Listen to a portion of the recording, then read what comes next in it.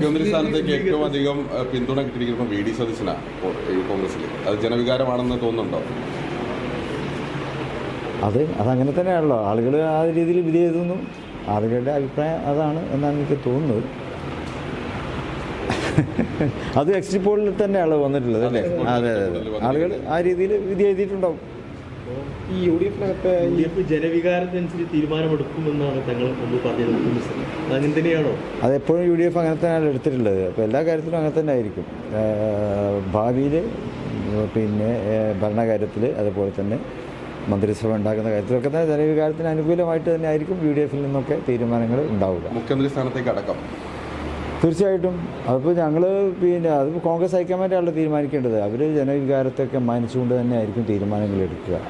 അവരും കാര്യങ്ങൾ മനസ്സിലാക്കുന്നവരാണല്ലോ. മുഖ്യമന്ത്രിയാകാൻ നിൽക്കേണ്ടെന്ന് VD സതീശനെതിരെ എതിർ ഗ്രൂപ്പുകാർ നിരന്തരം ഫ്ലക്സ് അടിച്ചു വയ്ക്കുന്നതിനിടെയാണ് UDFിലെ പ്രമുഖ ഘടകകക്ഷിയായ ലീഗ് സതീശനുള്ള പിന്തുണ തുറന്നടിച്ചത്.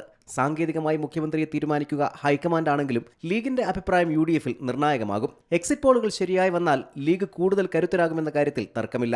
മലപ്പുറം, കോഴിക്കോട്, വയനാട് ജില്ലകളിൽ UDFിന്റെ നിലനിൽപ്പ് തന്നെ ലീഗ് എന്ന തൂണിലാണ്. തെരഞ്ഞെടുപ്പ് ഫലം വരുന്നതിന് മുമ്പേ, എക്സിറ്റ് പോളുകൾ എന്തെങ്കിലും പറയുന്നതിന് മുമ്പേ തുടങ്ങിയതാണ് മുഖ്യമന്ത്രി കസേര ലക്ഷ്യം വെച്ചുള്ള കോൺഗ്രസിലെ പിന്നണിക്കളി. കഴിഞ്ഞ 5 വർഷം നിയമസഭയിലും പുറത്തും UDFിനെ നയിച്ച VD സതീശൻ തന്നെയാണ് തെരഞ്ഞെടുപ്പ് പ്രചാരണത്തിനും നേതൃത്വം നൽകിയത്. UDFിനെ അധികാരത്തിലെത്തിച്ചില്ലെങ്കിൽ രാഷ്ട്രീയ വനവാസത്തിന് പോകും എന്നുവരെ പ്രഖ്യാപിച്ച് VD സതീശൻ ആദ്യമേ കളം നിറഞ്ഞു. വോട്ടെടുപ്പിന് ശേഷമാണ് സതീശനെ വെട്ടാൻ രമേശ് ചെന്നിത്തലയും KC വേണുഗോപാലും പിന്നണിയിൽ തുടങ്ങിയ കളികൾ പുറത്തുവരുന്നത്. കോൺഗ്രസിലെ പ്രമുഖ അസംതൃപ്തർ പലരും പരസ്യമായി അത് പ്രകടിപ്പിച്ചു.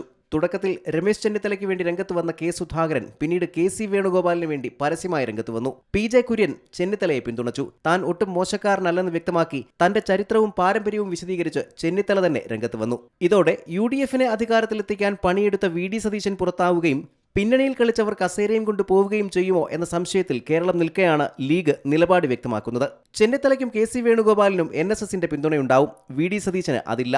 വെള്ളാപ്പള്ളിയുടെ പിന്തുണയും സതീശനില്ല. ഈ സംഘടനകൾക്കെതിരെ പരസ്യ നിലപാടെടുക്കാൻ VD സതീശന് സാധിക്കുന്നു എന്നതും ലീഗിന്റെ പ്രീതിക്ക് കാരണമാണ്. കഴിഞ്ഞ 5 വർഷവും സംസ്ഥാനം ചർച്ച ചെയ്ത എല്ലാ വിഷയങ്ങളിലും ശക്തമായ നിലപാടെടുക്കാൻ VD സതീശന് സാധിച്ചു എന്നതിനാൽ പൊതുവികാരവും VD സതീശന് അനുകൂലമാണ്. കസേരയിലേക്ക് അടുക്കുംതോറും കളികൾ ഇനി മുറുകും. തെരഞ്ഞെടുപ്പ് ഫലം വന്ന ശേഷം കോൺഗ്രസിൽ പൊട്ടിത്തെറികൾ ഉണ്ടായേക്കും. ആ ഘട്ടത്തിൽ സതീശനുള്ള ലീഗിന്റെ പിന്തുണ നിർണായകമാണ്. KC വേണുഗോപാലിന് നല്ല സ്വാധീനമുള്ള ഹൈക്കമാൻഡ് എന്തു പറയുന്നു എന്ന് കണ്ടറിയേണ്ടിയിരിക്കുന്നു. പണിയെടുക്കാൻ VD സതീശനും പണം പറ്റാൻ മറ്റു ചിലരും എന്ന നിലയിലേക്കാണോ കാര്യങ്ങൾ എന്നാണ് അറിയേണ്ടത്. R Binoy Krishnan, Zee Malayalam news, Thiruvananthapuram. ഏറ്റവും പുതിയ വാർത്തകളും വിശേഷങ്ങളും വിരൽത്തുമ്പിലറിയാൻ Zee മലയാളം ന്യൂസ് എല്ലാ ഡിജിറ്റൽ പ്ലാറ്റ്ഫോമുകളിലും ലഭ്യം.